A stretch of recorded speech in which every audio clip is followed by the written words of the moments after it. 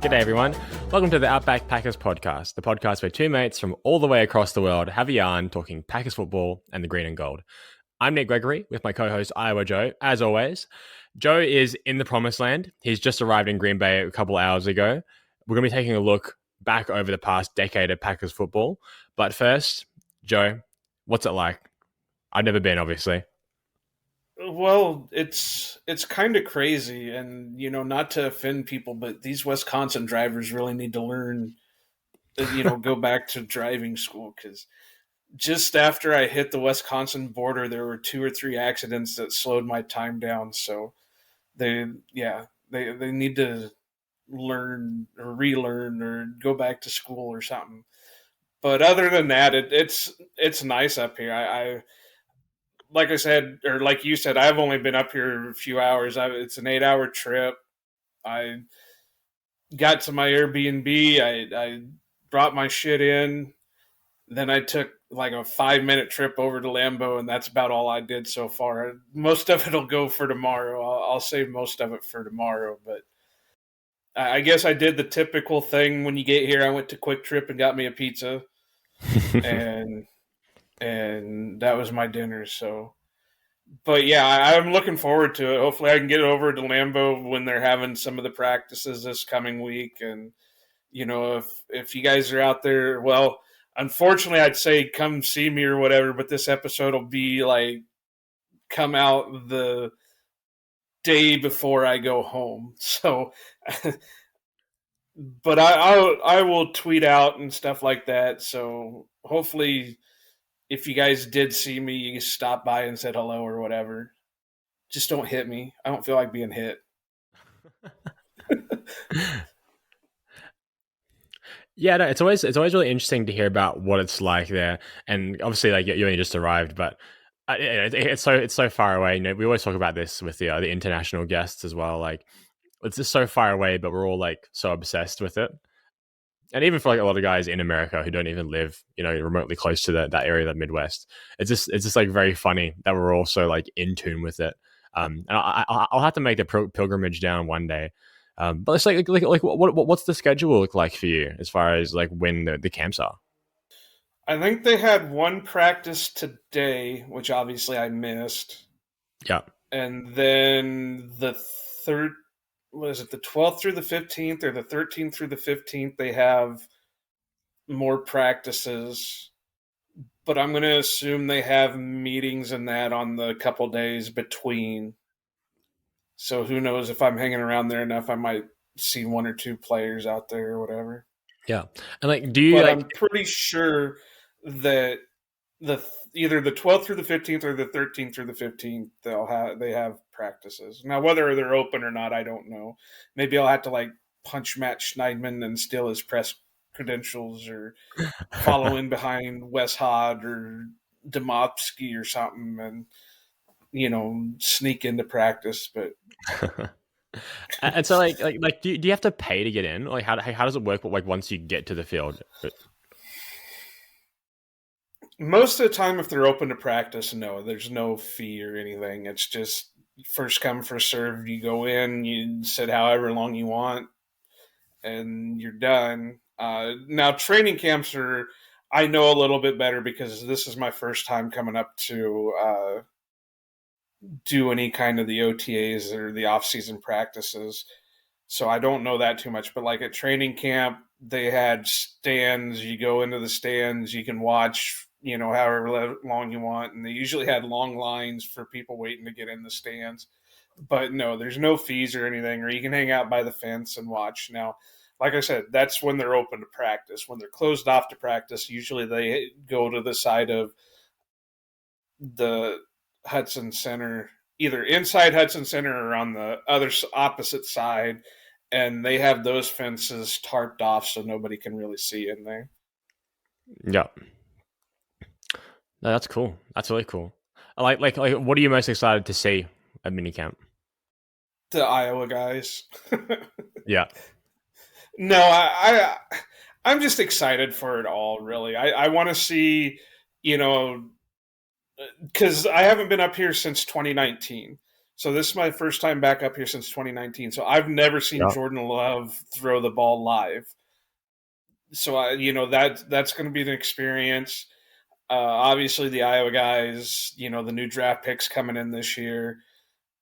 I hate to say it, but to see what the kicker can do, just to see if he's going to be something or if it's going to be a hair pull all through, pulling out my hair all season. Kind of the punter competition.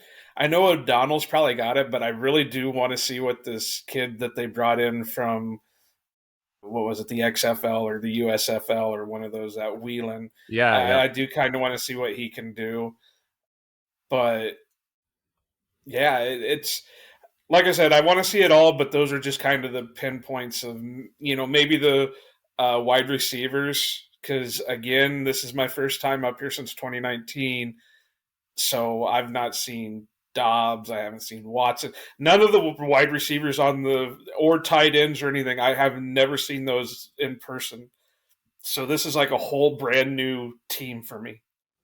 Yeah, yeah, yeah. It's funny like seeing like Lucas Van Ness, and I'm like, oh man, he is the same age as me. Yeah, yeah. Well, shut up, asshole. Yeah, Because like, there you go.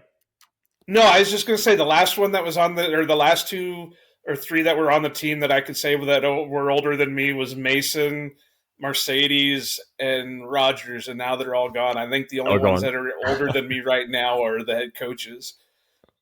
I think it's just very funny, like yeah, just like seeing like the physical difference because obviously these guys are training for a long time. And actually, it was really funny last night, a little bit unrelated, but like when I used to play football, I was like converting to pounds, like almost 30 pounds heavier than I am now, and like when I was playing, like I bought these like pair of shorts, and I couldn't like get them around my legs, so I just like left them in my dresser, and I pulled them out last night to try them on and see if they fit, and I could fit literally like a fist and a half inside the inside where my legs used to not be able to get in, and it was just like, man, if that's like even like. I wasn't even that big then, but it's like imagining how big those guys actually are, like in terms of how much effort they put into their bodies. Just like it's just crazy. Like those guys are like basically aliens. You were juicing, weren't you? That's what it was. You were juicing. You had Oh, the Barry Bonds syndrome going on. You got really big when you were juicing, and then once you got off the juice, you thinned up. yeah, I was getting too angry, too much roid rage. But yeah, I mean, it happens. I obviously can't say that, but I'm a little weight wise, I'm bigger, but it's really weird because I actually don't show what I weigh. I mean, I'm a big guy, obviously. If anybody's seen me, I'm a big guy. But if I were to tell somebody how much I actually weigh, they look at me like I'm nuts because I don't show it. So Sure, even though I weigh more than what people think, I still am like the same build as I was in high school. sure. So yeah, there's a lot of clothes that I have had throughout college and that I can still put on just because I've not, the numbers went up, but nothing else has really changed. Yeah, yeah, yeah. And I Cool. Is there am anything? definitely not juiced Sorry, say again. up.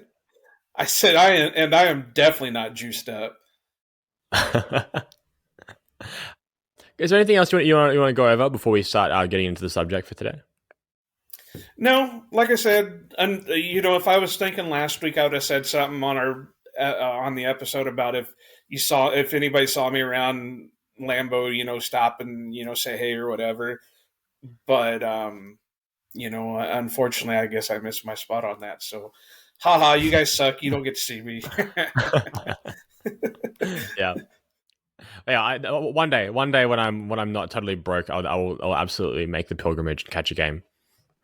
Yeah, that's definitely the truth. The prices are nuts. Yep, yep.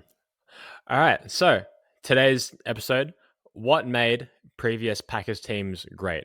Now, for reference, being as I am a child in comparison to most people in the Packers Twitter, I'm keeping it to the recent 13 years, 2010 and onwards. But like, I just want to go over like what made these teams so great. You know, they obviously this is like the prime of Aaron Rodgers' career.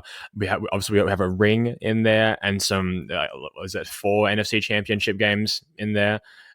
And I just want to go over, you know, there were so many great players who've come through Lambeau, so many great teams, and obviously on the flip side of that, so many kind of tragic exits. You're thinking of guys like Nick Collins, Jermichael Finley.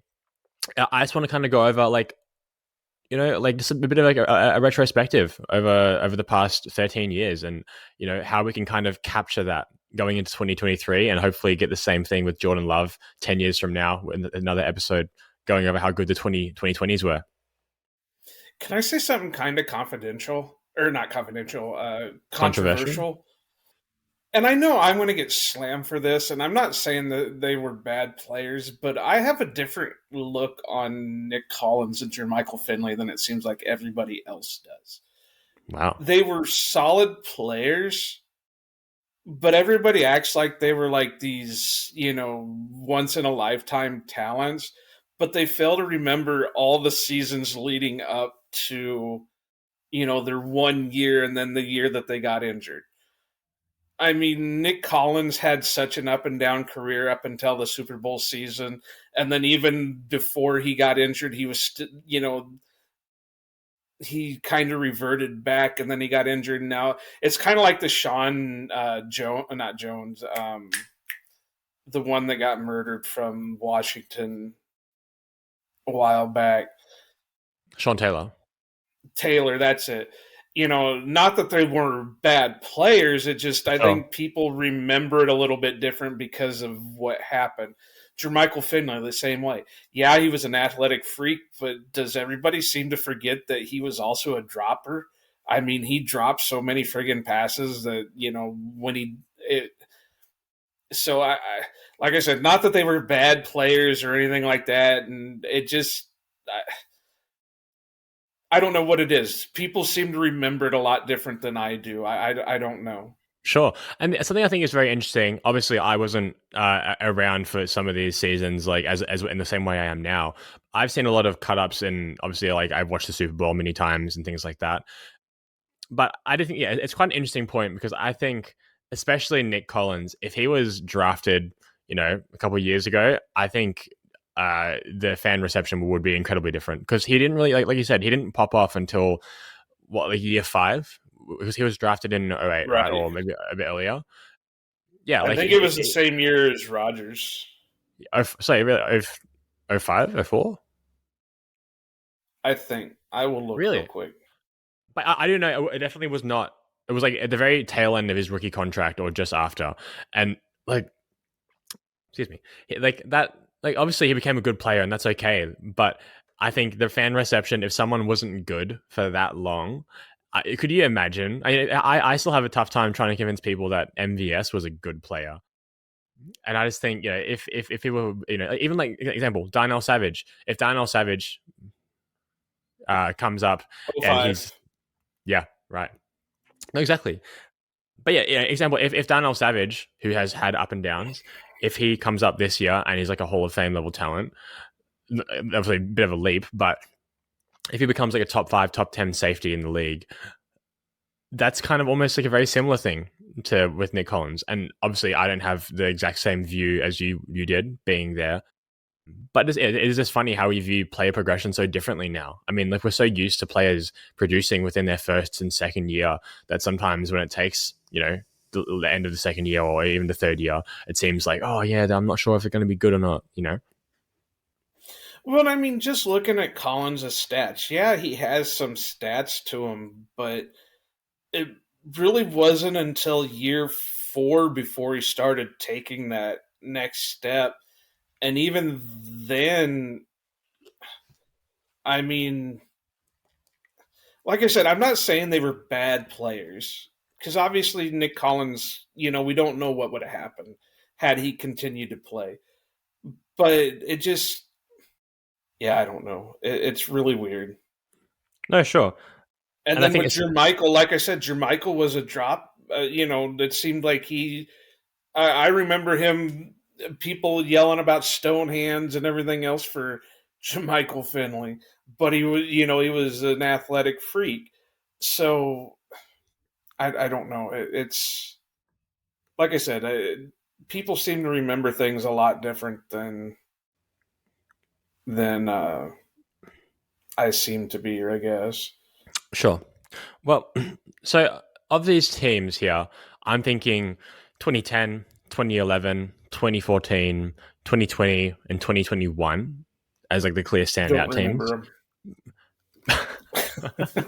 It's a bit painful. Which of these teams do you feel was the best team? Most well rounded, deep, but still has the high end talent. And obviously, 2010 gets a bit of a nod because they actually won. But does that but they necessarily weren't even mean that they that were the. great of a team. They just got hot at the right time. That's what makes No, that sure. year so great.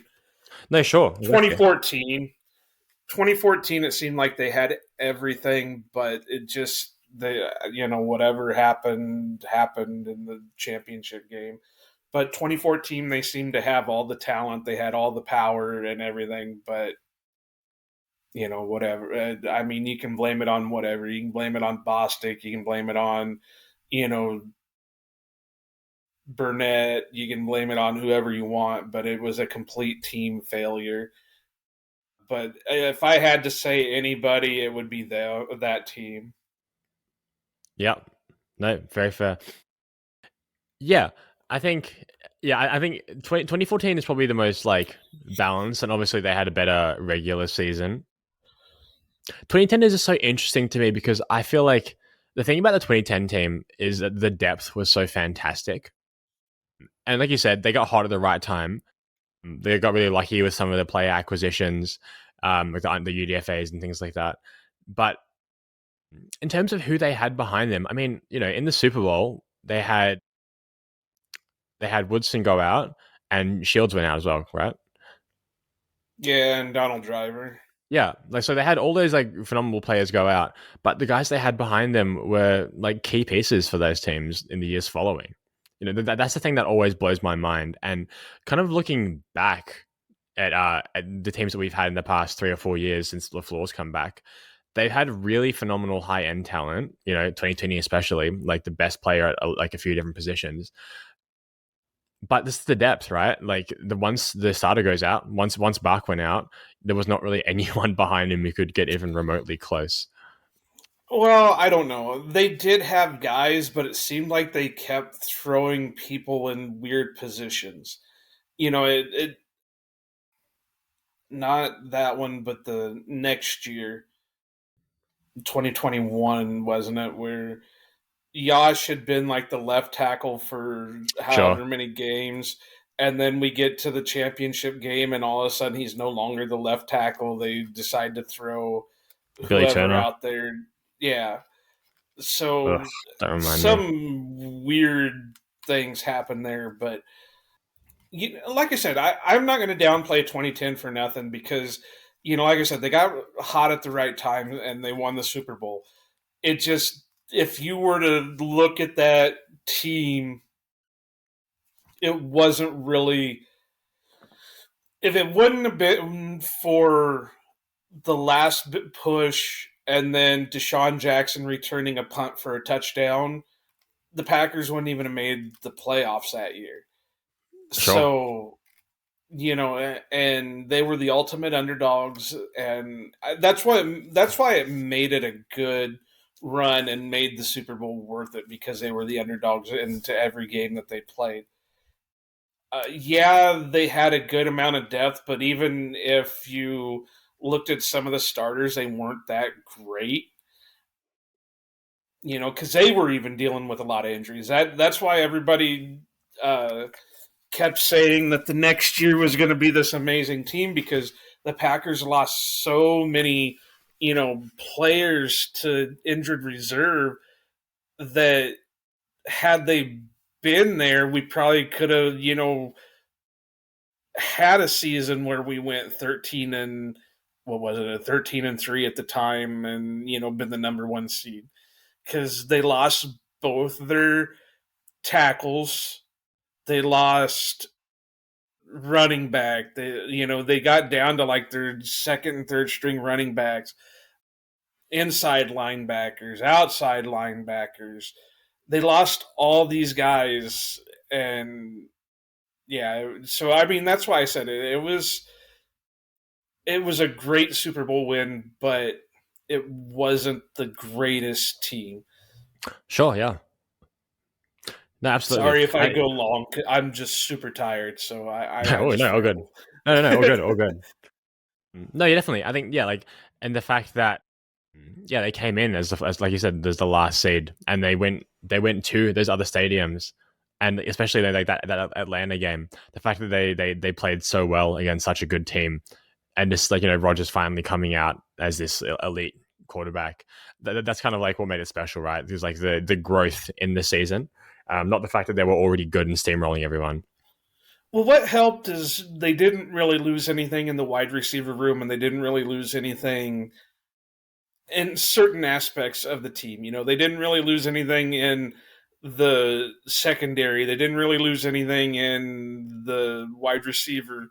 So they had certain spots that were still elite. So yeah, but yeah, it was a coming out party. I mean, up until then, Rogers was starting to build up to be good, but he still couldn't get over the injury bug thing because he was still getting, he'd already been concussed like twice and broken foot and stuff like that. So Yeah. Well, okay, so but with these teams, what made them so good? Like, what exactly do you think was the reason why they went so far and why they had such great records, say for 2010? 20, I don't know how you want me to answer this. 2011, they were so good because the offense was the type of offense to go out and score a million points. The defense just couldn't hold anybody. I think that was a year that people had high hopes, but it just because they only lost one game that year. Yeah, Well, they lost two, but they only lost one regular season game. They didn't obviously go to the Super Bowl. But 2014, I think it was because they were well rounded. They had the playmakers. They had the ability to go as far as you could go. It just stupid mistakes ruined it. Same kind of for I would say 2020 and 2021. Even though they lost Bakhtiari, they still had a chance to make that run. But you had the boneheaded defensive plays, you had the boneheaded decision to, mix up your offensive line from what was already working in the regular season. You had because that was the year that they moved Jenkins out to left tackle, and he was thriving out there because that's what everybody was thinking he was going to be able to make the move to tackle because he was thriving. Then they moved him off a tackle. 2021, 2022, they same thing. Why is Rodgers throwing to triple covered Devontae when he had Lazard and Cobb wide open across the field? And a block punt is the only points that are scored by the 49ers. So, mhm. what it just seems like they're always shooting themselves in the foot. Now they have had some down teams, but they've had some bad luck with it, injuries and whatever, but it's been more shooting themselves in the foot than it has been anything else. Sure, yeah.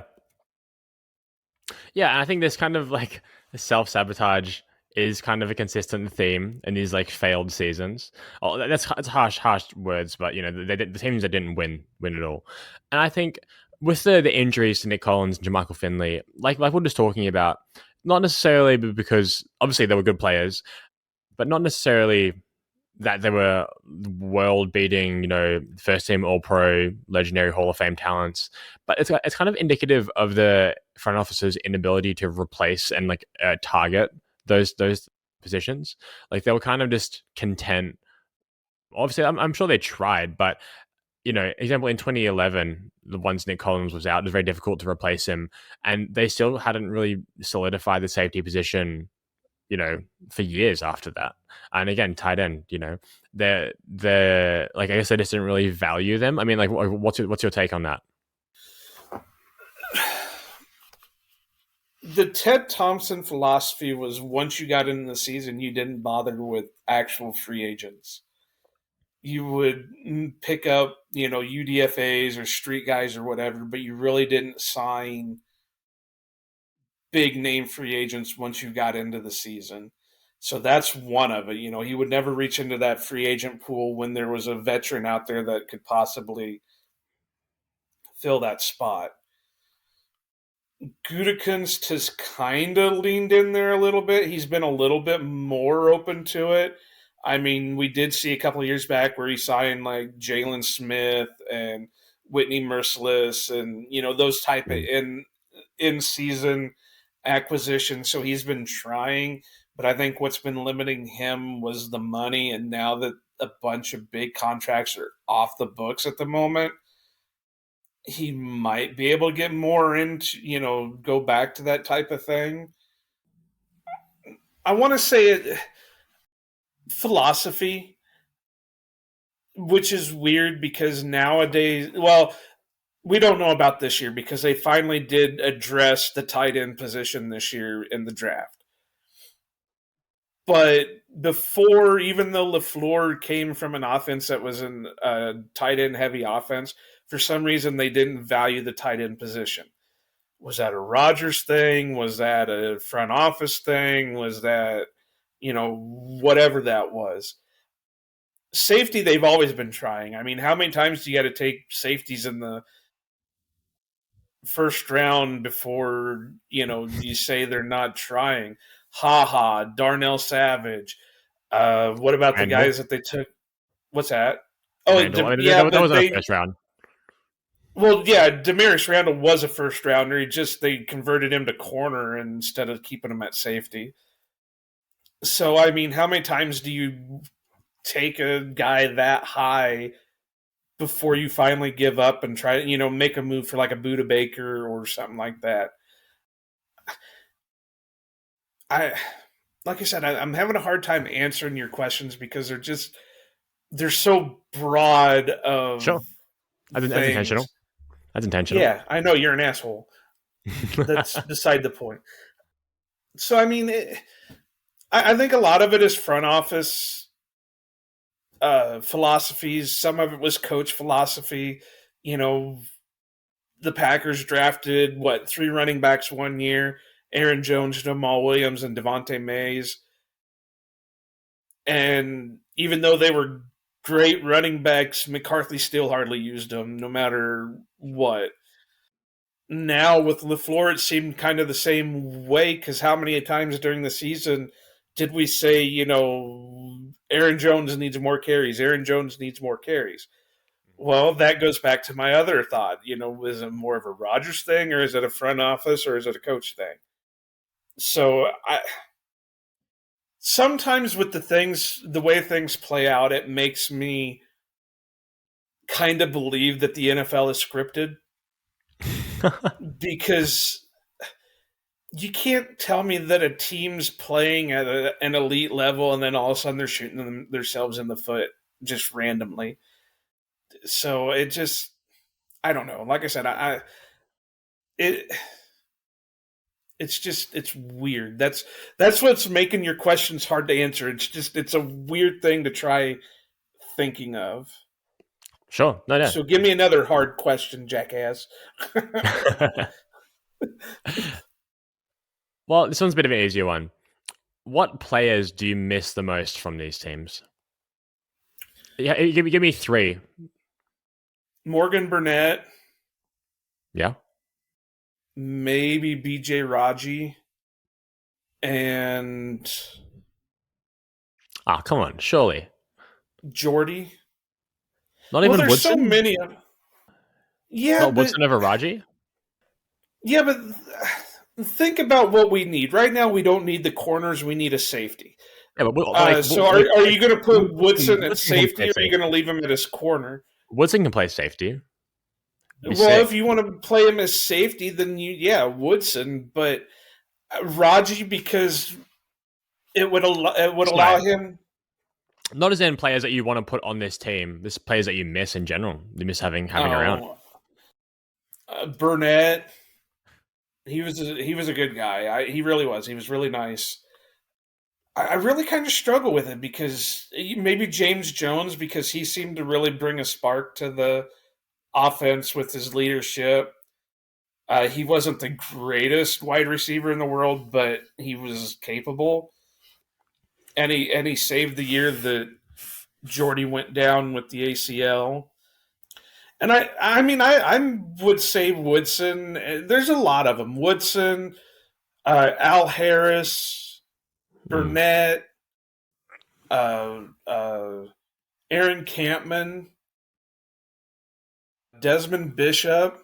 I mean, there's a lot of guys out there that you know. I wish we had players like them on the team.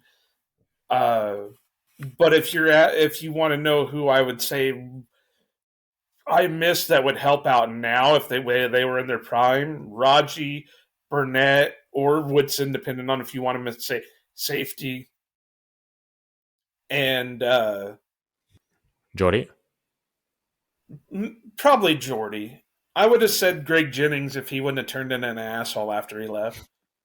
But yeah, probably Jordy. Yeah. No, that's interesting. And for me, it's like there's some of these like character guys. Like that's why I think I would love to have Woodson just like around. You know, he was like such a leader and like a vocal leader. You know what I mean? He's the kind of guy who could actually like corral people and like motivate them, inspire them, which I just feel like we Mike don't really have much. Daniels. I Sure. think he would be the type of guy that I would want on the team right now with the type of players that we have. Him Yeah, and that'd be sick. Jair, him and Devondre, him and Kenny uh, well, back we had again, him and Kenny for a while, but not when but Kenny was like he's now. I'm talking like personality wise. Maybe have Sure. him with Quay, because he would at least be able to show Quay that you can have intensity without going too far. Because Mike Daniels was that type of guy that he was an intense guy, but he never took it to the level where he was getting ejected from games. So yeah, I mean, and then like I said, James Jones was the same way. He had a way about him where he could be a type of leader and be vocal about that stuff. I think that's the one thing these teams miss are the vocal leaders. I know he's a taboo name right now, but Brett Favre was a vocal leader. He didn't say, play like I play, but I'm not going to tell you how to do things. He would be the rah type of guy on the sidelines during the game. So, that's what this team needs more than anything is somebody who's going to step in and be that leader both on and off the field. No, for sure. No, exactly. And again, that's why I think like I miss Charles Woodson so much. Like yeah, I think like I'd say like yeah, Woodson, Geordie is definitely there for me. Just again, like, as like a bit of more of a silent leader, but like the detail he put into playing the receiver position is something that I think is just so incredible. And then yeah, honestly, like Clay, Clay would be so much fun as well. Yeah, he would be another one that I would say is probably a vocal leader both on and off the field. So yeah, he would definitely. I would love to have him on there right now just to be the type of guy to mentor Lucas Van Ness. Yeah, yeah, no, exactly.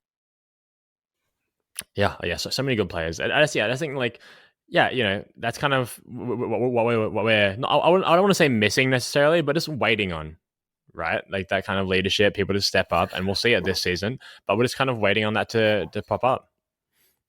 I think Jair started coming out a little bit of his shell last year. And I know a lot of people are getting pissed off about some of the shit he was doing, but it showed that he was trying to spark the team. Mm, Quay, like I said, if he could channel his intensity to not go overboard, I think he's going to be some type I, of guy like that. I love Quay. I Rashawn, I think Rashawn is going to be a quiet guy, but he's still going to have that intensity to him. Preston is going to be a leader. Bakhtiari sound.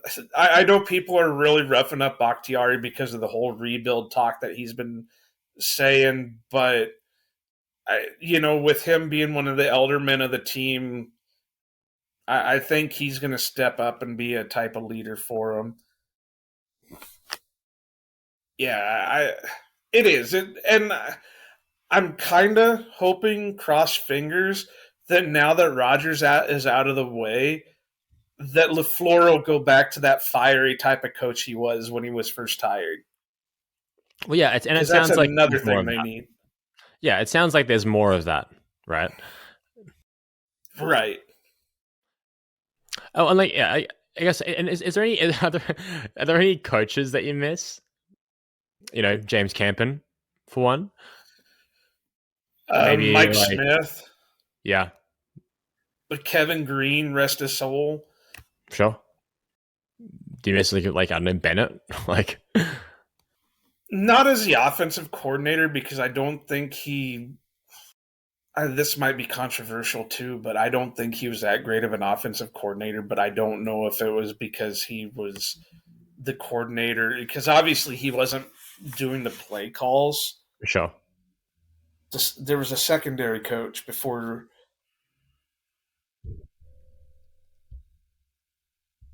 I think when he was here when Woodson and all them were there. I'd have to look. I don't remember what his name is, but And then like again, I even don't know what Greg Williams is going to do. So sure, and like how about like even McCarthy, right? I mean, like, do you miss McCarthy at all? no, because I really think his play calling got stale after a while, Sure. and I don't know if that's because of. Again, I don't know if that's because of Rodgers. I don't know if that's because he just if he couldn't adjust. I don't know what it was. Yeah, I feel like based on what he's doing in Dallas, that's probably pretty safe to say it was a lot of McCarthy. The fact that he's not calling the plays anymore, and that he's like handed Yeah, over a lot of the offensive design over to Kellen Moore. sorry, I was looking up to see Oh, good. And like, how about like Joe Witt Dom Jr. Joe Witt Joe? Oh Jr. yeah, no, yeah, yeah, yeah. How about like a Dom Capers? If we could get the 2010 Dom Capers, maybe. Because with Dom Capers, it always seemed like that he would get hired, he'd have like 2 or 3 good years, and then he would regress completely. So if you could hire Dom Capers and get the 2 or 3 good years out of him, and then boot him for somebody else, then maybe. But no, I because I put him in the kind of the same boat as Joe Barry right now and as McCarthy. They didn't know how to make it to adjust. They just followed script, and it showed that it couldn't succeed. Sure. And to be honest, I kind of liked Mike Pettin. Like, I'm more than I like Joe Barry. Like, I don't know, and like, obviously because like also Mike Pettin at least had some record of success. I'm like, still waiting on Joe Barry. Guy's in his 60s now. Like, still waiting for a good defense from Joe Barry. At least Mike Pettin had a hand, those 2010, 11 Jets teams, things like that. A lot of what Pettin does in the league is still like well respected. But was it Pettin or was it Rex Ryan? Because Rex Ryan was a defense specialist, I and mean, no, he he was was the he, head he was coach during those times. he was still a big part of it though. He was still like a big part of like that philosophy.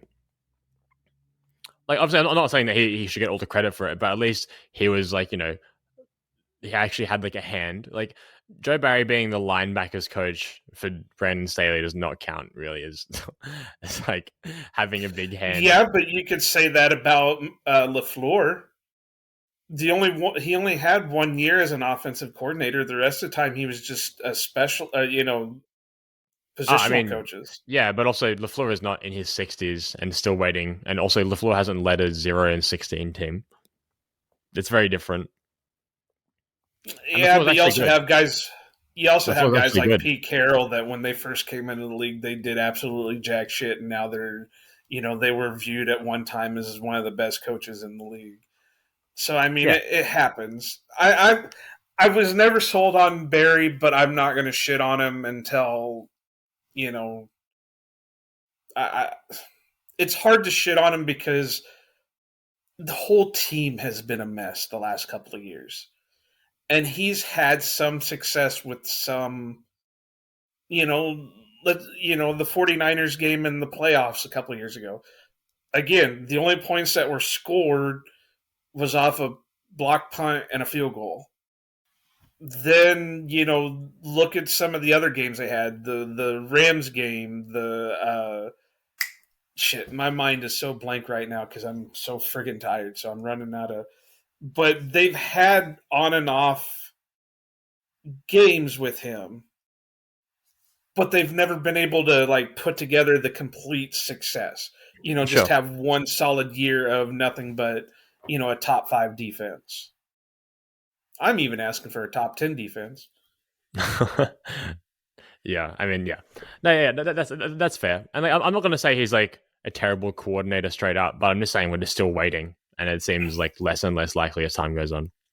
I've said the last couple of weeks if there was any way we could demote him down to linebackers coach Sure. and bring in some other guy to be the defensive coordinator, I think we'd have a top notch defense. I'm still sad we missed out on the guy who was in Denver last year, Ejiro Evero. I'm still sad we missed out on him because I wanted him to be hired when he was getting interviewed. Who was it? Ejiro Evero, who was the Broncos Oh, defensive coordinator. okay. Yeah, yeah, he was with the Rams too, wasn't he? Yeah, he was their defensive assistant Okay. there.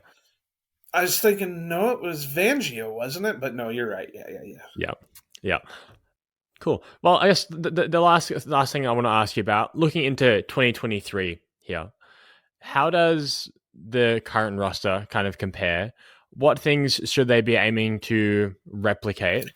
And who do you think are some guys on this team that we're going to be talking about in 10 years from now as guys that we really love to watch or had success here? I can't really answer that because, like I keep telling people, I'm really excited for this year because it's a complete unknown. We've got so many guys on the roster that have never taken a snap, a snap in the league, or who have limited time in the league. Who knows what's going to happen? You know, Jordan Love could either be the second coming or a dud. Christian Watson could build on, and Romeo Dobbs and Samari Torre could build on from last year or go into a slump. The tight ends, are they going to do anything? Because, like a lot of people said, it usually takes 2 or 3 years for a tight end to get up to full speed in the league. Uh, so I really can't answer that. I mean, there's guys that I am looking forward to see what they can do. Like I said, I'd love to see how Christian Watson and Dobbs and Torre step up. I'd love to see what Jordan Love can do. Aaron Jones is going to be an Aaron Jones. Is he going to stay the same or is he going to regress a little bit because, he's getting a little tread on him? Or, I mean, the tread's going bare on him with age. Is AJ Dillon going to take that next step, or is he going to be a dud? Uh, the secondary, Jair Razul, how's Eric Stokes going to do when he comes back? Um, Quay, the defensive line guys, Slayton, Wyatt, all that.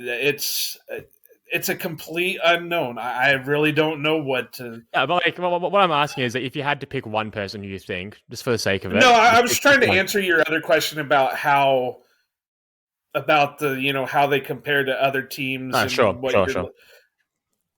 But one that I'll say Jordan Love just because I don't know. He's going to be de facto leader being that he's the quarterback, and these teams are going to pretty much live and die off the quarterback play. And no matter how well your defense plays, if your offense can't score points, then it doesn't matter. Yeah, fingers crossed, it's Jordan Love. I hope the best for him. I like I've always said, I've never really been. I understood the pick. I was never a fan of it, but I was never gonna be the negative Nancy and completely shit on it. Sure.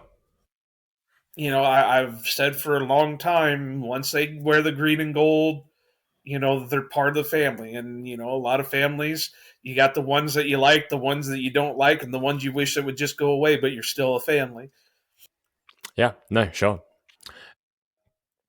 Yeah, I think for me, the thing that I want this, I just want to see from this roster. I mentioned it before on this show, but I just want to see them, like you said, get some offensive success, build some rapport with each other, and kind of get back to like that being our identity. I just want to see something, some semblance of identity on this team. And with Aaron Jones, it's probably going to be his last season in all likelihood. Not never say never, but in all likelihood, kind of looking at like the young guys, like who's going to be running this team, who is the guy we're going to be looking for, whose jersey are we going to be buying. These are the kind of things that I'm just interested to see, because this is a team that has been defined by its offensive capability for the past 30 years now. I'm going to disagree with you on Jones. I think he'll have 2 years, depending on how well he does this year. Isn't this the last year on his contract? Yeah, but they could always sign him, extend him for a year or whatever. But I have a feeling there's because unless AJ Dillon, and forgive me, he's a great guy. He's really done a lot with the community and everything. But unless he steps up in a major way, I don't see him back. No, sure, yeah.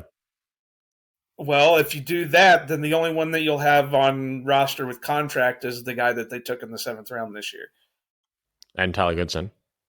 Yeah, but he was a practice squad player. He'd have to sign a futures contract. Fair. It's not a Sure. guaranteed contract for him. Sure. Yeah, but I'm someone who's just like, I'm really not too fussed about turnover at running back. It'd be nice to have him around, but I'm just thinking in likelihood, like I would bet on him not being here than him being here in a But year the from thing now. is we've said it for the longest time. The Packers seem to always do things a year in advance. So if they were going to look to replace the running back position, I think they would have took more than just a 7th round guy. I think they would have picked up somebody in the mid round, 4th or 5th round, and then picked up a guy in the 7th round. But they only picked the 1 7th rounder. So either A, they're really high on Tyler Goodson, which, I've heard good things so far in OTAs. But as we've said before, this is just basically the underwear Olympics, and, anybody can look good in shorts and, no pads. Or B, they think AJ Dillon's really going to step up this year. Or C, Jones will be back for another season. Sure, that's fair. Unless Lou Nichols really tears things up and, goes Adrian Peterson on the team. And I don't mean like beating his kids. I mean like actually. I was gonna make the joke, but you beat me to it. And it's fair for me, as far as future superstars on the roster. I mean, look, Christian Watson is probably the most likely one, but I'm trying to think in terms of offense. I think one of the offensive players that we have, like one of the tight, whether it's between the tight ends or the receivers, I think one of them is going to make an All Pro at least once in their career. I just feel like the amount of raw talent that's on this team at the moment, even just like from a physical standpoint, there's just too much, and the offensive environment is just too good. The floor's too good of a coach for them to not be good players, unless something goes wrong with like we get stuck in quarterback hell for a few years and they're literally just not able to produce. I think someone from this offensive room is going to step up and be really good. And Christian Watson is my guy, but if I have to like take off the Christian Watson colored glasses for a second, I would say maybe like Luke Musgrave. Again, it's one of these like we've seen what LaFleur can do with someone who is just like somewhat physically capable at tight end. Tunyon was all right. His hands were good, obviously, but he was never truly an elite game changing player. He just kind of like he was just smart. He knew where to be. He knew where to be. He knew where the soft spots and the zones were. And once the team adjusts and Luke obviously adjusts to the league, I think his athleticism and his talent, and people always knock on him for the blocking, and Kawhi Murphy compared him to Brian Gesicki, which I think is a little bit harsh. He does have room to grow in the blocking department. I think, yeah, he's one of those guys who has the potential at the very least, and I would bet on being good. I Yeah, I'm really excited to see what. Again, this team is a complete unknown right now, so I'm really excited to see what they're going to do. I'm even there to see what DeGuara can do, because it seemed like him and Love had a solid repertoire when they got the chance together. So, maybe we all know how Rodgers felt about young players, which really pisses me off about why, with the way you see the videos and the photos coming out of the Jets camps, where he's, living it up with the young players. Well, what the hell is wrong with our young players? We got you almost everything you wanted except for quote unquote the first round receiver, and you treated him like dog shit. But now you're going to go over there and make everything look good? Yeah, fuck you. I did. I, Kind of to digress from that, I did see that video that the NFLPA put out today. I don't know. Did you see that, Nick? With Where, Clifford. yeah, Yeah, that was funny. yeah, how's my locker? That's good. Well, why wasn't he doing that when he was here? When he was here, we would get the Schneidry March. We'd every so often we'd see him goofing off or having fun, but I understand being upset at quote unquote your bosses, but like any other good workplace, you never take that out on your coworkers. And it seemed like, we'd always hear about, oh, well, Rodgers isn't going to throw to him because he doesn't trust him. Well, how do you trust him when you won't build that trust with him? No, exactly.